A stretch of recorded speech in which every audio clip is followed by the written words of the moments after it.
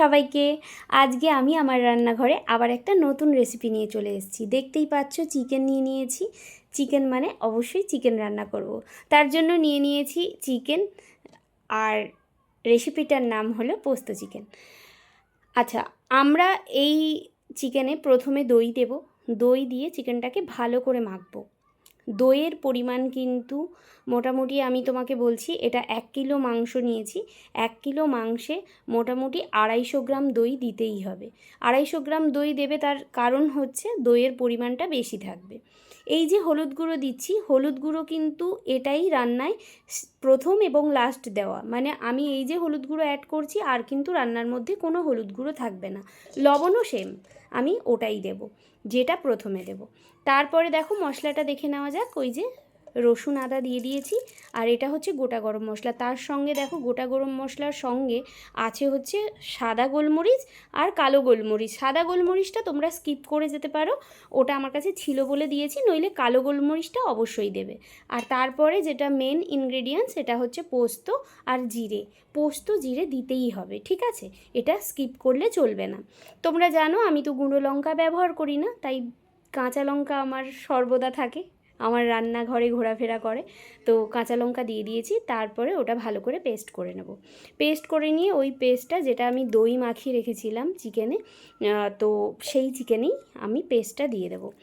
পেস্টটা দেওয়ার পরে, মশলার পেস্ট দেওয়ার পরে ওটা ভালো করে মাখবো।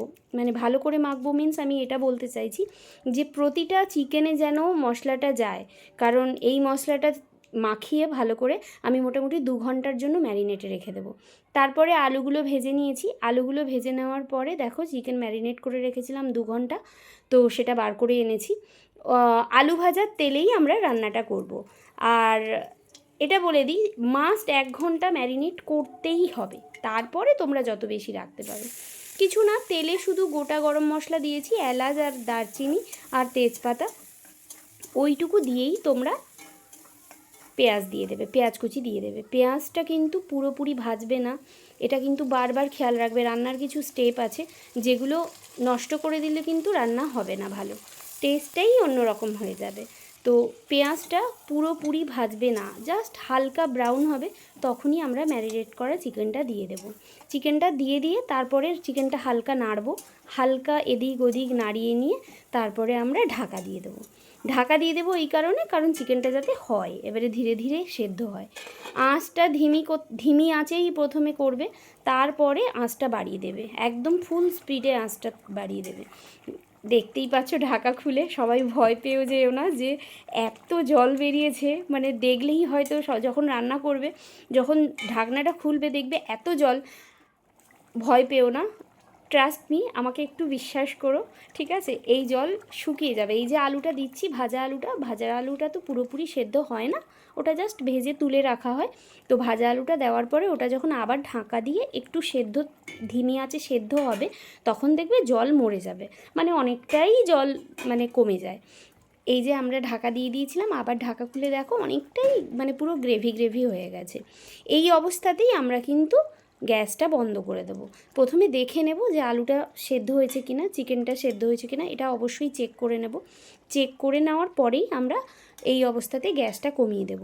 গ্যাসটা কমিয়ে দেব মানে ওই যে গ্যাসের একটা মানে হয় না যে গ্যাসের একটা ওই হালকা যেটা বলে নর্মাল, এক কথায় স্ট্যান্ডিং টাইমে রেখে দেবো, ঠিক আছে? স্ট্যান্ডিং টাইমে রেখে দিয়ে, এই যে দেখতে পাচ্ছ আমার রান্না কিন্তু রেডি।